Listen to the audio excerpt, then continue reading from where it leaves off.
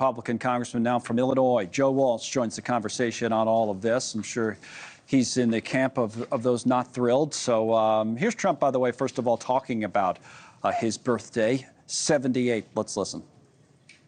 There's a certain point at which you don't want to hear happy birthday. You just want to pretend the day doesn't exist. He would be, by the way, the oldest president ever inaugurated if he beats Biden, right? Because Biden wouldn't be president again. But we don't hear a lot of conversation about his age, certainly not as much as we do about Biden's.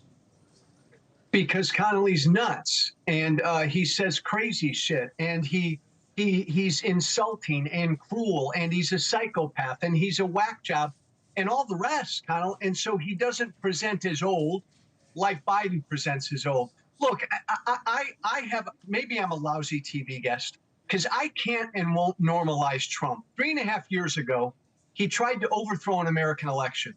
Here we are 3.5 years later, and he is still the undisputed leader of the Republican Party, and he is its nominee, and he's got a hell of a chance of getting reelected. That's not Trump's fault. That's this Republican Party's fault. They have fallen in line with him, period. What about the old school Republicans? We just showed Mitch McConnell. Lindsey Graham's another example. But I'll put up that tweet from Liz Cheney. You mentioned part of it a moment ago on McConnell and Trump. Mitch McConnell knows Trump provoked the violent attack on our Capitol and then watched television happily as his mob brutally beat police officers and hunted the vice president. He knows Trump refused for hours to tell his mob to leave. And even then, with police officers bleeding, he kept repeating his election lies and praising criminals. He knows Trump committed a disgraceful dereliction of duty and is a danger to our republic. Trump and his collaborators will be defeated, and history will remember the shame of the people like McConnell who enabled them. That last part, though, to your point, may not be true. I mean, right now, it looks like Trump has the lead. It looks like Trump has the lead. He has a decent chance of becoming president again. But, Connell, I think Liz Cheney is right in this respect. I think when we pick up a history book, an American history book in 100 years, and hopefully you and I will still be around, I think Republican silence and Republican cowardice is going to be one of the main through lines. Most Republicans on Capitol Hill wish Donald Trump were long, long gone.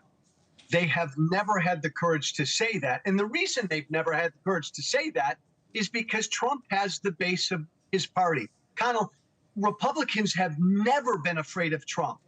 They've always been afraid of his hold on Republican voters. Well, they did say it, though, after January 6th. That was the whole point. Many of them did. I mean, Lindsey Graham did, Mitch McConnell certainly did, or something along those lines. They won't say it now.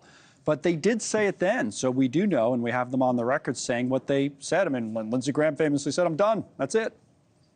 There was a 2-day, 3-day, 4-day window there where even they said this is wrong, and they blamed Trump. Look, remember, after January 6th, there were 2 to 3 to 4 days where even the Republican Party base said, "Oh, my God, this is horrible." But then things changed, and then Hannity and everybody on Fox News started doing what they did, and everybody rallied behind Trump again. And here we are 3.5 years later, and he's more powerful than ever.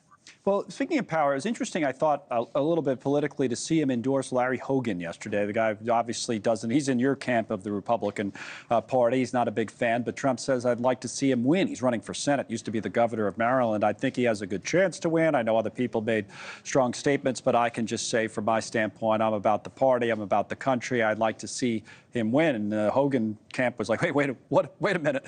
They didn't know anything about it, apparently. But that's where the Republican Party is right now. Your reaction? It was actually a smart move by Trump. Mm-hmm.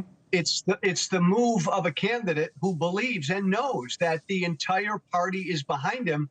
And interestingly, it puts somebody like Larry Hogan in a bind. And Hogan obviously does not want the support.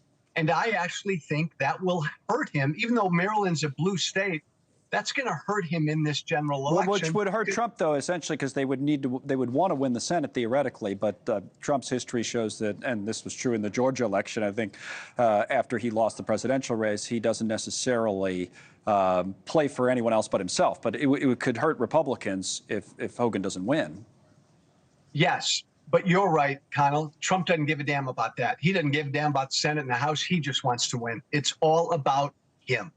Thanks so much for watching. Just go to joinnn.com to find NewsNation on your television provider. And don't forget to click the red subscribe button below to get more of NewsNation's fact-driven, unbiased coverage.